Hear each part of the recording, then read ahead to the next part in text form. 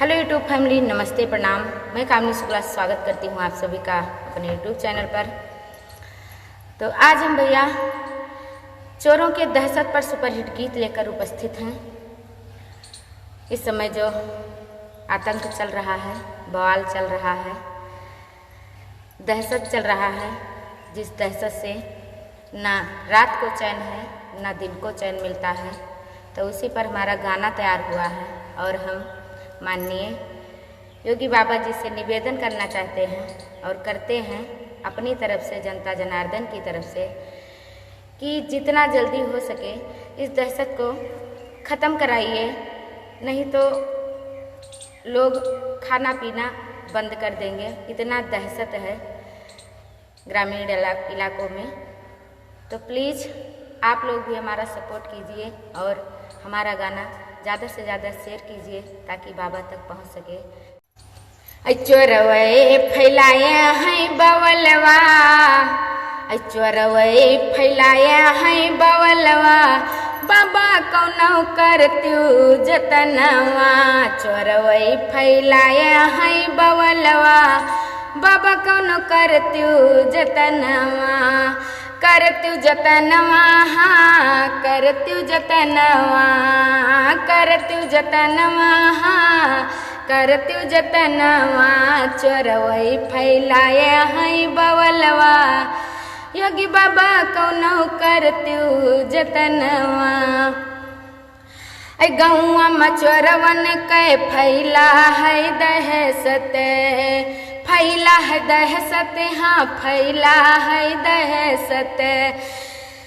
रतिया का छोड़ो बाबा दिन महै लूटत, रतिया का छोड़ो बाबा दिन महै लूटत।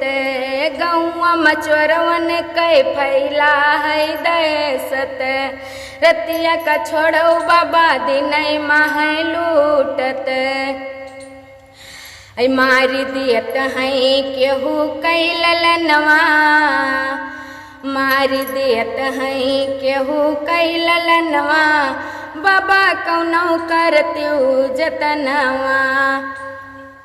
चोरवन के फैला है बवलवा, चोरवन के फैला है बवलवा, बाबा कौनो करत्यू जतनवा। होयतीत विकास का दुनिया सटायो, दुनिया सटायो, हाँ दुनिया से हटायो। यही चोरवन का बाबा काहे ना भगायो, काहे ना भगायो, हाँ काहे ना भगायो। अतीत विकास का दुनिया से हटायो, यही चोरवन का बाबा काहे ना भगायो। अरे न्यूज देखी डरत है मनवा, अरे न्यूज देखी डरत है मनवा, बाबा कौनो करत्यू जतनवा। चोरवई फैलाए हैं बवलवा, चोरवई फैलाए हैं बवलवा, योगी बाबा कौनो करत्यू जतनवा। जनता जनार्दन कै सुनत्यू बिनयवा, सुनत्यू बिनयवा, हाँ सुनत्यू बिनयवा। हाथ जुअड़ी के करत हैं बयनवा, करत हैं बयनवा, हाँ करत हैं बयनवा।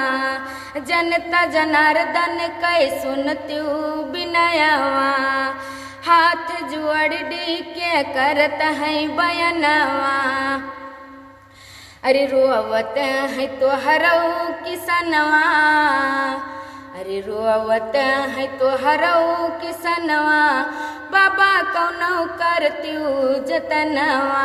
रोवत है तोहरौ किसनवा, बाबा कौनो करत्यू जतनवा। करत्यू जतनवा, हाँ करत्यू जतनवा। चोरवई फैलाए हैं बवलवा, योगी बाबा कौनो करत्यू जतनवा। कैसा लगा आप सभी को अपनी राय कमेंट बॉक्स में ज़रूर बताना। और हमारे गाने को शेयर कीजिए। आप लोग भी सपोर्ट कीजिए, क्योंकि हमने जो भी गाया है आप सभी के लिए आपका साथ चाहिए। तो अपना साथ विकास बनाए रखिए। मिलते हैं अगले गाने के साथ, तब तक के लिए धन्यवाद। जय श्री राम।